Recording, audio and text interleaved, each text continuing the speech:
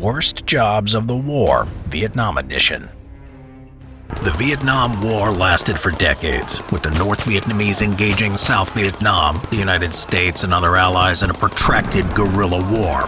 The fighting raged across jungles, in the air, and even underground, as both sides vied for supremacy. During this drawn-out conflict, some of those who fought there found themselves in situations that were more deadly, more terrifying, or just plain more unpleasant than soldiers that were fighting elsewhere. The tunnel rat and tunnel warfare. The lightly armed forces of the Vietcong were unable to match the firepower that the Americans had at their disposal, and so adopted a guerrilla style of warfare, striking at vulnerable targets before melting back into the jungle again without a trace. It was soon discovered that the VC and NVA had made extensive use of underground tunnels, some of which were so substantial that they covered entire districts. Large forces could be moved to and fro underground completely undetected. These subterranean complexes featured living quarters, medical facilities, supply depots, kitchens, and other spaces to make life underground more bearable, though conditions were still pretty miserable. The air was stagnant, food would rot quickly in the moist conditions, and there were constant plagues of mice, spiders, snakes, and other pests that made the tunnels their home. Bodies would often be recovered from the battlefield and hidden underground to deny the Americans an accurate body count, and leaving a putrid stench in the air as the corpses rotted in the moist soil. The tunnels were shrouded in darkness, illumination provided by candles or occasionally electric lighting powered by bicycle dynamos. When American forces first discovered the tunnel complexes, they were just too numerous to simply collapse, as there could be multiple entrances miles apart, and anyway, the intel found within them was too valuable to simply just destroy. This is when a specialist unit was formed and trained to deal with this new threat, referred to as tunnel rats. Armed with a .45 pistol, a flashlight, and incredible courage, these men engaged the enemy in the confines under the earth. Usually men of smaller stature, the tunnel rats would crawl through the dark and claustrophobic spaces on one-man seek-and-destroy missions.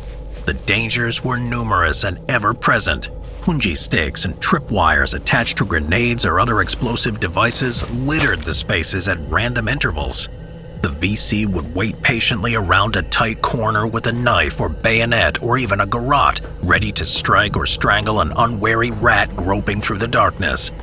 Missions could last for hours, which primarily involved gathering intelligence and sabotaging any supplies found before returning to the surface.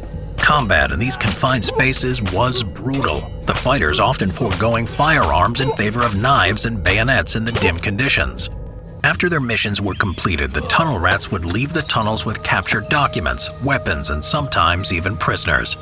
The men would often whistle Dixie before emerging, making their presence as an American known, as a small mud-caked figure exiting the subterranean gloom could easily be mistaken for an enemy.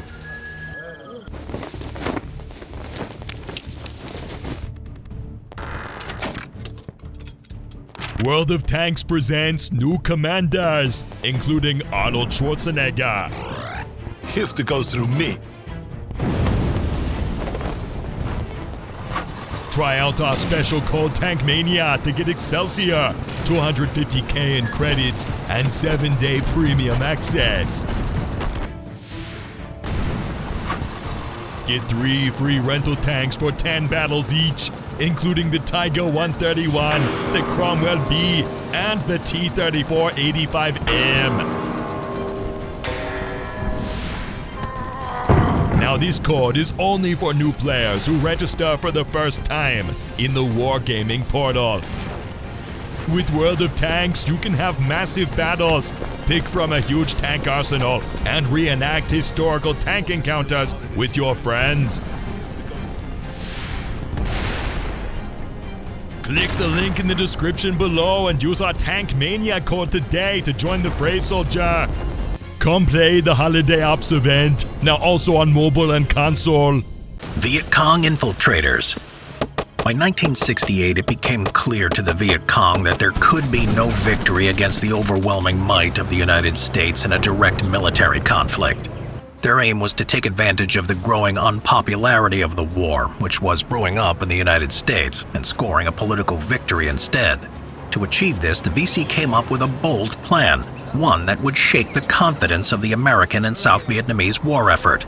Called the Tet Offensive, as it coincided with the celebration of the holiday of Tet, or Lunar New Year, a time when hostilities traditionally slackened.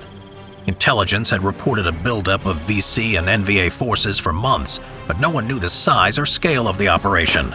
Then, on January 30th, 1968, they were unleashed. 84,000 communist fighters descended on hundreds of targets around South Vietnam, from the ancient city of Hue to outposts like Khe Sanh. The bulk of the attention, however, was directed at the capital city of Saigon, and most importantly, the American embassy itself. Early in the morning on January 31st, 19 VC sappers of the C-10 battalion launched an attack on the embassy. Though caught off guard, the military police stationed there engaged in a firefight with the infiltrators and managed to close the main gate. Undeterred, the VC blasted a hole in the outer wall of the compound with a satchel charge and stormed in, but their leaders were soon killed and their attack lost momentum. 2 RPGs were fired, wounding a Marine and blasting the seal of the United States off the wall, but otherwise caused no damage. The infiltrators exchanged gunfire with the embassy guards until U.S. reinforcements arrived, and the remaining attackers were then either killed or captured, though it took almost 6 hours after the initial attack for the embassy grounds to be declared secure.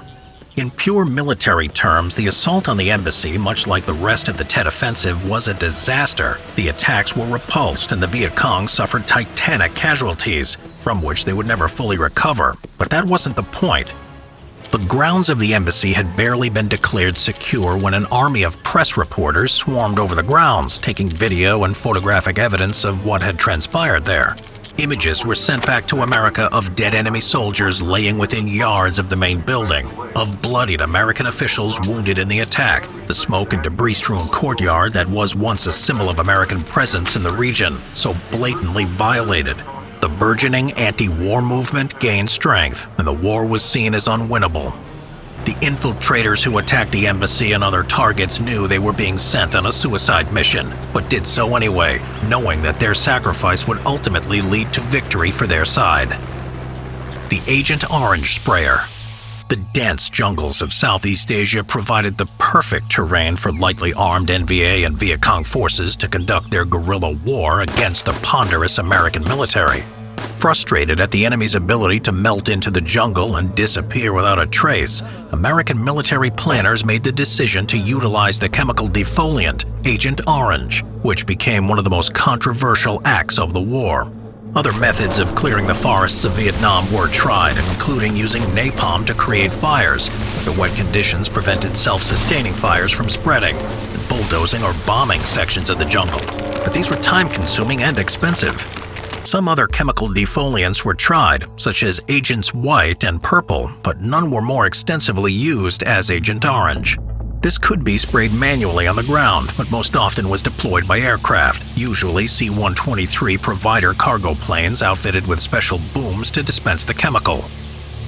In order to ensure that the defoliant was concentrated enough, the large planes had to fly low to the ground, which made them vulnerable to ground fire. Often, the aircraft would fly with an escort of F-4 Phantoms who would engage the enemy while the liquid was dispensed.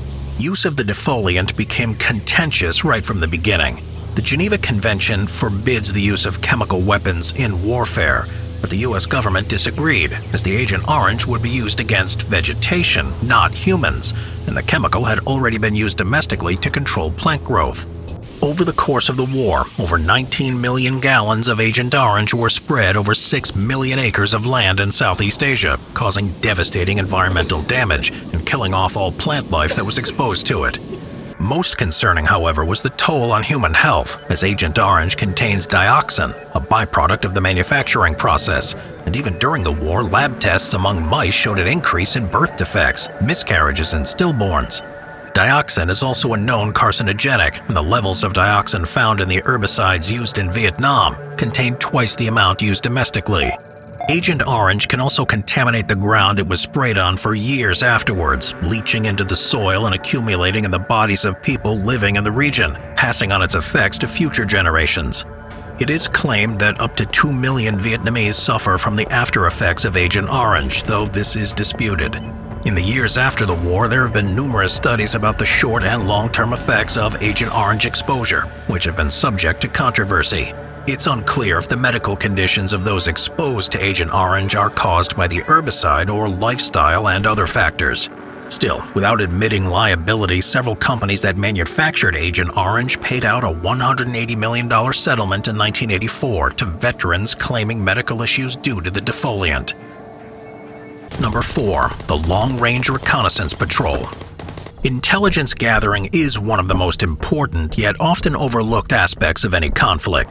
Throughout the Vietnam War, American planners and strategists need a constant supply of information on the VC's and NVA's activities in order to counter their threat. One of the ways this was done was through the use of long-range reconnaissance patrols, or LRRPs. Known as LRRPs, these patrols consisted of small teams whose mission was to infiltrate deep into enemy territory. Their primary mission was intelligence gathering, making note of the location and movement of the enemy, which was usually along well-established trails. They would also engage in prisoner snatch operations for interrogation, as well as ambushing small detachments of enemy forces. After a successful engagement, they would gather weapons and any documents found before making their way to the extraction site. The missions carried out by the LRRP were both difficult and dangerous. Due to the nature of their task, the number of men was limited, usually around 6, and had limited firepower, relying on stealth and ingenuity to carry out their assignments. As deep as they were inside enemy territory, even the slightest noise could alert the enemy of their position, so they would forego the cumbersome protective gear like flak jackets and steel helmets issued to other troops, replacing them with soft flop hats and fatigues.